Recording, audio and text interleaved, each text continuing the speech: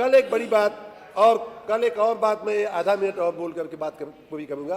कल परसों मैंने देखा एक दृश्य, कल माननीय ओम प्रकाश जी भी बोल रहे थे और जिस दिन भाषण हो रहा था उस दिन भी अहिल्याबाई होलकर का पोस्टर लगा करके कुछ लोग आपके माननीय सदस्यगण ऐसा दिखाने की कोशिश कर रहे थे कि बनारस में अहिल्याबाई होलकर की मूर्ति और ये तोड़ दिया गया।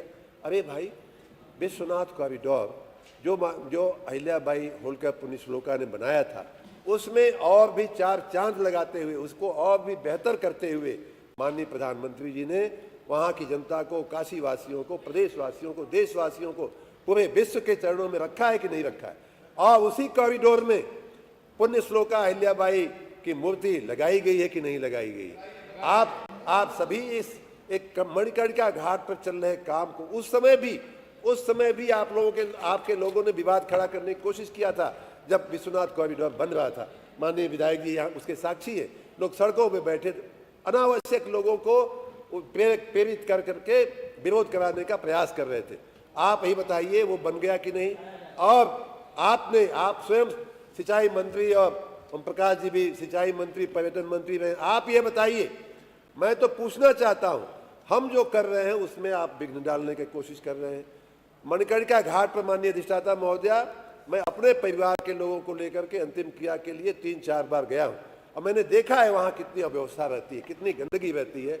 उसको अगर सुदृढ़ किया जा रहा है, उसका अगर सुंदरीकरण किया जा रहा है, उसको अगर भविष्य की आवश्यकताओं के अनुरूप बनाया जा रहा है, इसमें आपको कहाँ से तकलीफ हो रही है।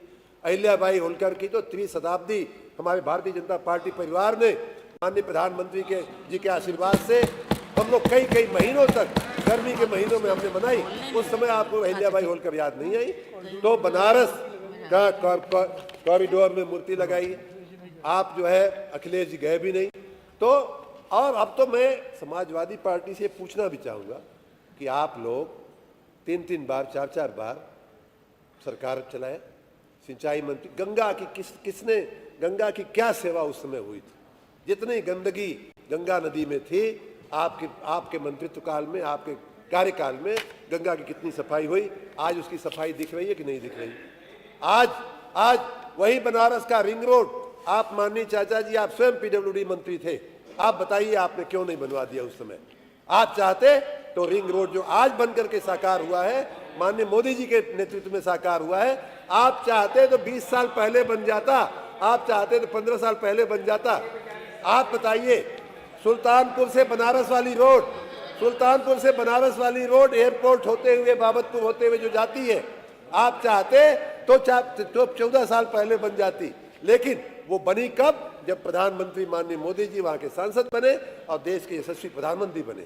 और इसलिए मेरा आप लोगों से निवेदन है, बहुत काम बनारस में हुआ है और अभी भी आगे भी माननीय प्रधानमंत्री जी उसको करने की दिशा में आगे बढ़ रहे हैं। मैं तो कई बार काशी वासियों से भी कहा हूँ कि अभी माननीय प्रधानमंत्री जी ने बनारस को बदल दिया, लेकिन अभी भी उनके सपनों का जो बनारस है उसका 1/4 भी नहीं हुआ, अभी 3/4 होना काम बाकी है। मैं काशी वासियों से भी, और उतने ही में काशी दिव्य और भव्य दिखने लगा है। आप लोगों ने 4-4 बार, एक ईंट भी मथुरा, अयोध्या और काशी में नहीं रखी गई थी आपके 4-4 बार के शासनकाल में। और अब हम काशी सहित, उत्तर प्रदेश सहित पूरे भारत को विकसित भारत, विकसित देश, विकसित प्रदेश, विकसित काशी बनाने की दिशा में आगे बढ़ रहे हैं। मैं राज्यपाल जी की ने जो हम लोगों को प्रेरणा दिया है, जो आशीर्वाद दिया है, उनका धन्यवाद करता हूं। उनके आशीर्वाद से माननीय प्रधानमंत्री जी के नेतृत्व में भारतीय जनता पार्टी की डबल इंजन सरकार में हम लोग प्रदेश को विकसित प्रदेश बनाते हुए, काशी को विकसित करते हुए, देश को विकसित देश बनाते हुए आगे बढ़ेंगे।